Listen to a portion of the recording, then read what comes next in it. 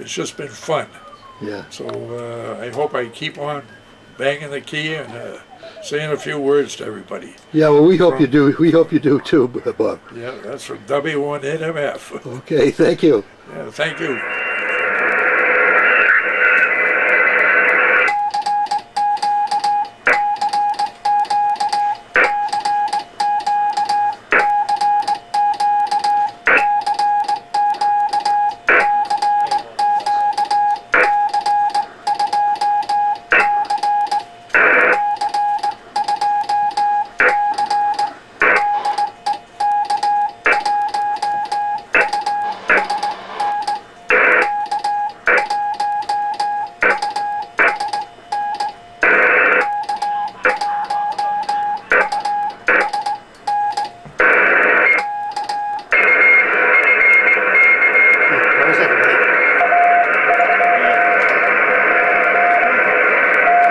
That's the USS Requin. Check them on that list.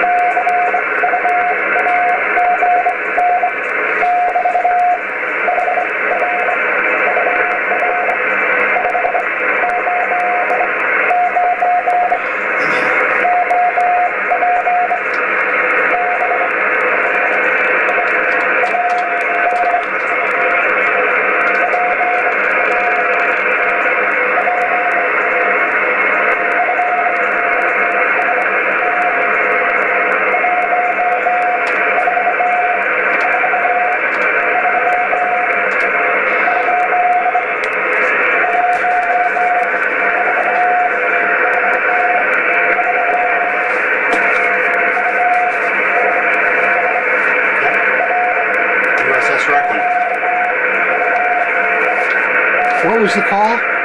NY3EC. They're in Pittsburgh. How's it going? Well, you know, this old equipment, World War II, it doesn't work too well. Yeah. We've had a little trouble down here today. One of the transmitters, B+, is not working. The other one won't tune on 40 meter CW. So right now we're on 80 meter CW. And we're using this RBC1 receiver, which is, oh gee, it sounds like a Super Regen. But at least it's tuned RF, but not working too well. But we're giving it a try anyways. Okay, what is your call? My call is W1QWT. And your name? Bob Callahan. Yeah, you're former Navy, right? Yes, I am. I was a radio man back during the Vietnam era. I went to boot camp at Great Lakes, and I went to radioman school at Bainbridge, Maryland, radioman A school. And then I was stationed on the USS Fulton, a submarine tender out in New London, Connecticut, as a radio man. And I've been a ham radio operator about as long as I've been a veteran.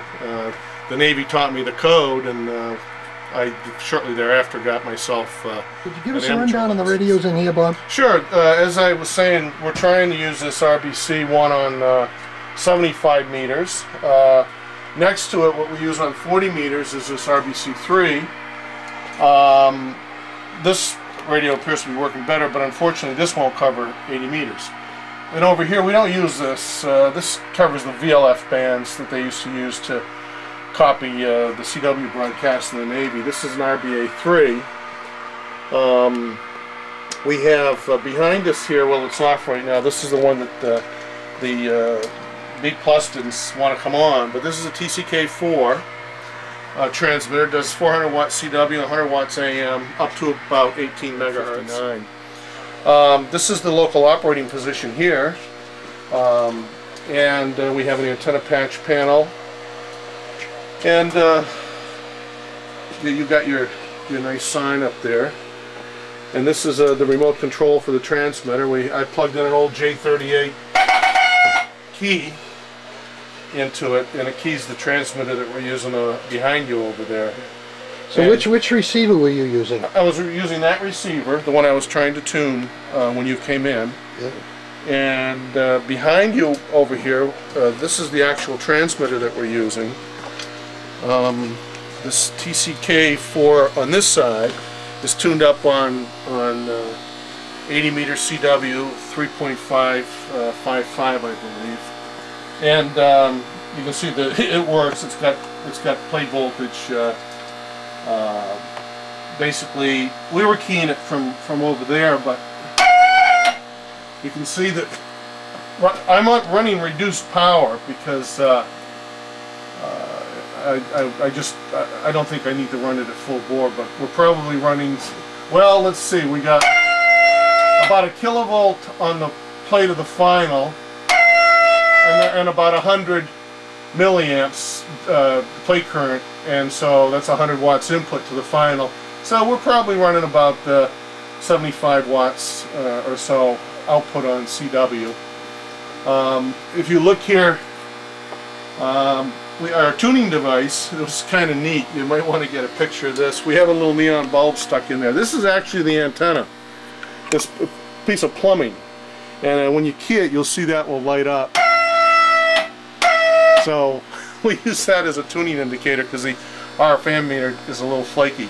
And of course I got my modern little frequency counter just to make sure I'm on the right frequency, and it showed we're on 3.5. Yeah, run a little CW for me, so well, a key, make a CQ or something. I could make a very little CW, yes.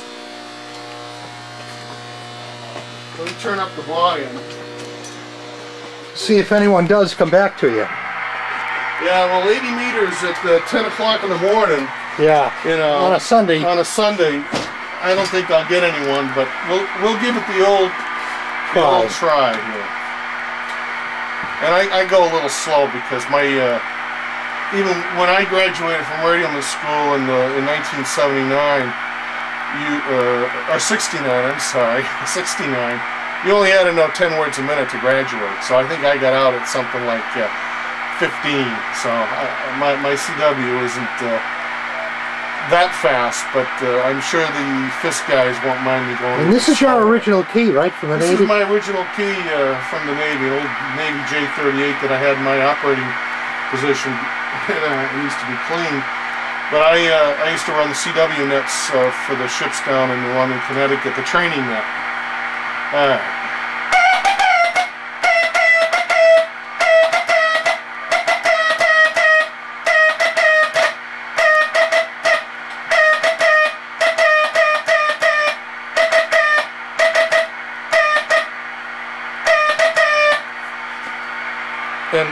Kind of chirpy, huh?